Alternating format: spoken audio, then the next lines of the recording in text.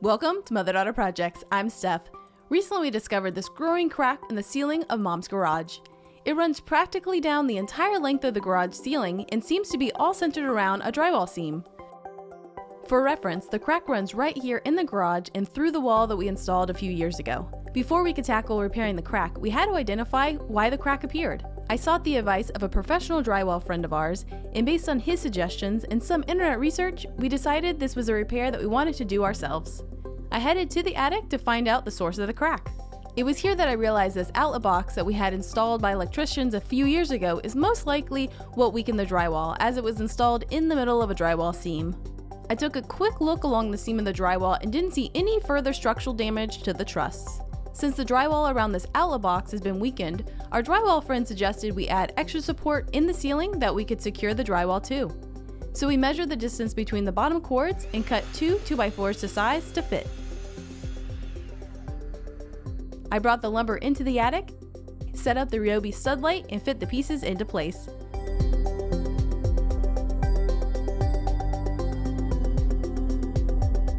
I ran into an issue placing the second support as this wiring was in the way. So I cut a notch out with our multi-tool. Back in the attic, I used canned air to blow away any messes from underneath the 2x4s, as we need this to sit flush with the drywall.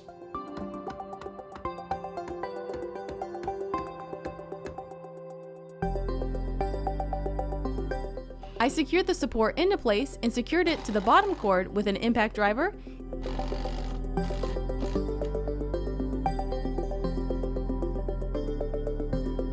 And then we measured where the support was in relation to the outlet box. Then I went back into the garage and did the same measurements so I knew where the ceiling support was. I used our Ryobi drywall screw gun to drive a few drywall screws.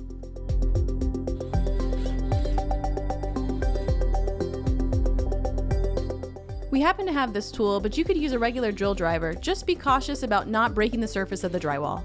Now that we've addressed what caused the crack, it's time to repair the damage.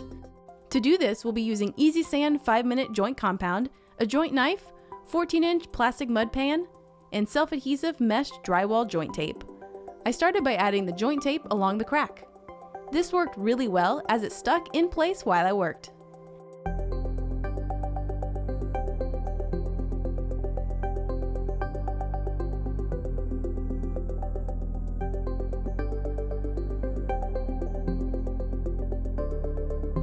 Now it's time to mud the drywall. Mudding is the process of adding multiple thin layers of joint compound to the joints and screw indentions. This is my first time using a joint compound that has to be mixed, so I started by following the instructions, and it says to mix 2 cups of powder into 1.25 cups of water. This mixed well, but ended up being way too much to apply within 5 minutes. I'll show you what worked better later in this video. Here I'm using the joint knife to apply a thin layer of joint compound. This was my first time using this product and was a great learning experience. I really like testing out these kind of techniques in the garage, as it's a low risk area and doesn't matter if it doesn't turn out perfect. These kinds of projects give us confidence to do these kinds of repairs in the house should we need to in the future. I would have added a little bit more powder to this first batch, as it was a little too liquidy and I did drop some on the floor.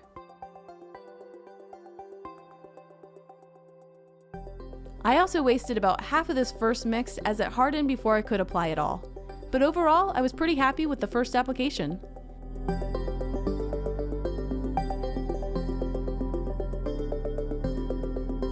The next time I mixed the joint compound, I added some powder and a little water at a time until I got the consistency that was workable.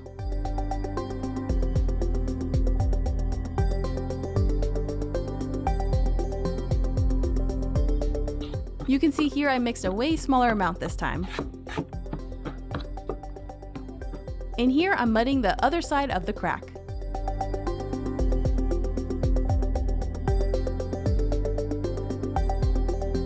Once that dried, I used a sanding sponge to sand down any ridges.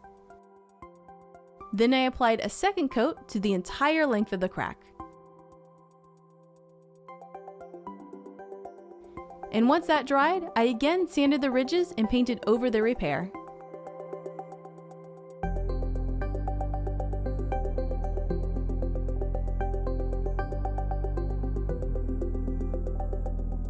And here it is, all done.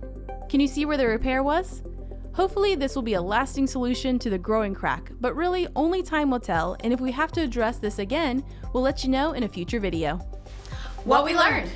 Now, it's very important to know the safety of any kind of product you're using. So something that happened in this project that we didn't talk about yet is I actually got a rash on my arm after doing this project. And here's a little picture so you can see. It wasn't tragic, but it was definitely something that came from using this product. So what I did afterwards, which I probably should have done before, was I downloaded the SDS sheet. So every product that has chemicals in it has an SDS, which is the safety data sheet, and it'll tell you everything that's in that product and the type of safety gear and those kind of things. And I did some research. It was probably the silica that was in this product that caused the rash. And basically what it said to do is I needed to clean my arms with soap and water afterwards. And I actually did that and the rash did go away. But overall, what I would say is just know what you're using and be sure to protect yourself. So I was wearing a mask and gloves and eye protection, but what I needed to do was wear some long sleeves, and you can see in the very last shot I actually did that. That's why I was wearing that kind of jumpsuit there, was to protect my arms, and didn't have any issues after that. And one other thing, some product got on my arm, as you can see here, and it also left a little bit of a mark. So be very safe, and if you're uncomfortable with things like this or prone to a lot of these kind of issues, hire it out. Now that you know how it's done, you can hire somebody and you can let them know that you know how it's done.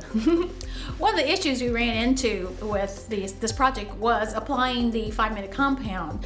We've had some cold weather here, and I know you're saying it doesn't get cold in Florida, but it was cold, and we couldn't apply it until it was at least 45 degrees or higher. So that did delay the project just a little bit until the garage warmed up enough so we could do this.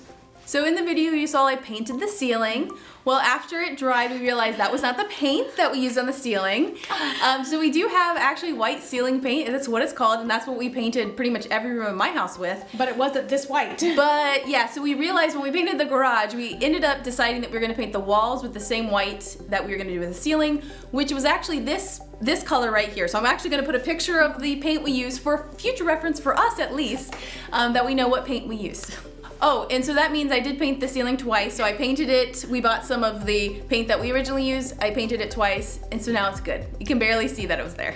You may be wondering what that wall is back there. Well, we have an entire video where we built that, and that actually divides our workspace from our storage space. And a big thank you to Gary, our drywall guy, for giving me some great advice on what to do with this. And I actually sent him pictures along the way, and he suggested a lot of the things that we did. So I had some professional advice on this as well. So thanks for joining us. If you want to see more projects from us, be sure to visit us at motherdaughterprojects.com. And subscribe right here on YouTube. Give us a big thumbs up and hit the bell notification because you'll be alerted to all our new videos. Bye. Bye.